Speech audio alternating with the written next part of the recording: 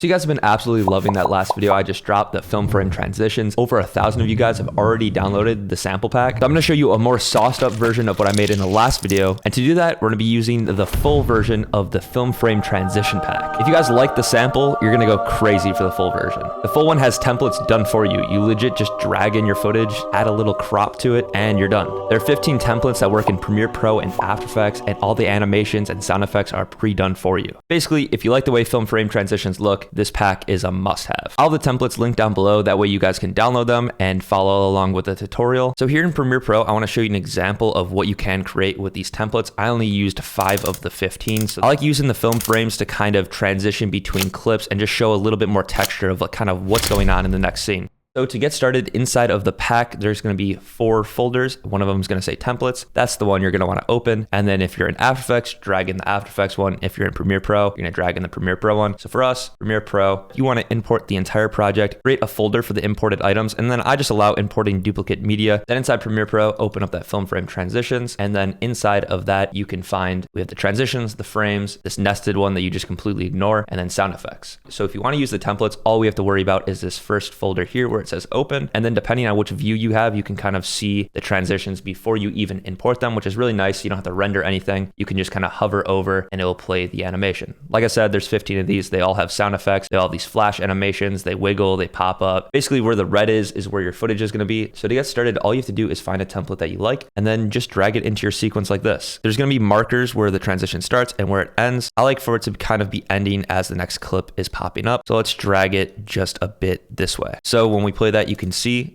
this is what the transition is going to look like. Obviously, we're going to put our footage where the red is, and there's already that sound effects. For right now, I'm going to mute the sound effects. I'm editing the video right now, and I realized that in OBS, I had the desktop audio down so low that you guys can barely even hear the sound effects, if you can even hear them. If you want to hear an example of how they're going to sound in your project when you add them in, on my website, there's an example video of cars drifting. So as soon as you drag the templates into your project, that's exactly how they're going to sound in your project. So anytime I talk about sound effects for the rest of the video, kind of just ignore it because they're there, but you can't hear them. So now we need to replace the red with our own footage. So I like grabbing photos from the actual video you're currently working on. So just find a spot or a frame that you like. And then if you hit Control Shift and E on your keyboard, it's going to open in this export frame window. And then make sure to import into project. Now it's going to open up in your folder. I always just like to have a pics folder. You can see I already went ahead and did that for 12 photos. Double click on where it says drag into sequence. And then inside here, all these are going to say double click. So what you do is you double click. Then really just drag in your photo into this layer in between where it says put footage above. And then you can see, depending on your clip, you can kind of reframe it, fits these frames a little bit more. And then on the put footage above layer, there is a crop effect already on here. So you can just hit Control C and then Control V to paste it onto your clip. And then if you do move it around, you will have to change the crop a little bit. So you just tweak it so everything fits, and you shouldn't see your photo anywhere besides inside of the frame. So now when we go back, you can see we play that and Drake is here for one of them. And then you just double click on the next one and you do the same process throughout. And then just go back to your main sequence and play it and you have a transition. Now what's so dope about this pack is now it's fully customizable. So if you go back into here, you can really go and move these wherever you want. So for example, I don't like how it's cutting off Drake's head here. So we're going to drag a photo of Drake and Central C above that one, because that one, we're only really missing the legs. And then you can also just kind of move them around a little bit. So kind of fit it to what you like. So let's have it kind of a little bit more like this. And you can also play with the length and make them shorter or faster, but these sound effects are already pre-synced to these frames popping up. So now you can see when we play this, it's still completely synced to the audio, but now you've customized the animation to make it look however you want. And in the pack, you can swap out frames for other ones. So say you don't like the way this Kodak one looks, you can swap it out for another frame. I'll show you that in a different example over here. So going back to our transitions, let's find something that's pretty quick. Drag this one in here and then kind of just line it up how we like it. Then go and click into your new sequence and we can see we got these 2 frames. Let's double click on this one. Let's say we want to swap out this frame. What you can do is you can just completely delete this frame, and then going back into our pack, you can go into the film frames and you can just choose one that you like. Or let's say we like the frame that was in the pack, but we just didn't like the color of it. For example, this one's red and maybe we didn't like red in our footage. So let's go ahead and change this to purple. So click the text color and you can slide it to whatever color you like. I like this purple. And let's go ahead and do that same thing, the symbols and also the frame color. That way everything's just a bit more of a purple. And if you want to, you can go in here and change the numbers, the letters, basically anything to say whatever you want. For example, if you wanted it to say your name instead of Kodak, you could have it say your name, and we can drag that right here. And and then let's just save that as a copy. Make sure to save that as a PNG, and we'll name it film frame 8 purple. So now you have, instead of 12 frames, you have now 13, and you can go and fully customize these, combine them together, make completely unique frames. So once you saved it, just drag that new PNG into your sequence. Now you can see we have film frame 8 purple. Just drag that into your sequence and then right click on it and go to scale to frame size. Now let's go to pics and let's put this yacht in here. And now when we play our sequence, you can see we'll have that purple frame. I'm not a huge fan of the purple, actually. I just wanted to show you an example of how it would work in here. I think maybe changing it to that Rolex green would have been a little bit cooler. You get the idea of how to do it and how to customize it. If you want to change any of the sound effects inside the frame pack, there are all the sound effects. All you would do is just delete one of the sound effects that I already had and then replace it with your own. I think it did a really good job at matching the sound effects. That way you don't have to do it. That's why I included them. I tried to make this pack as easy, as friendly to use as possible. That way you guys can go in, use it for what it is, or you can go through, fully customize it, change it to what you like, and make something completely unique. Like I said, there's already so many of you guys that already love the pack, so this is just a crazy complete addition to it. It makes it so much easier to use. Already have sound effects, already pre-animated, fully customizable. I'll have that link down below if you want to snag it. It's a great way to support the channel, also level up your edits and save yourself some time. That's all I got for you guys in this one. Hopefully you enjoyed. Peace!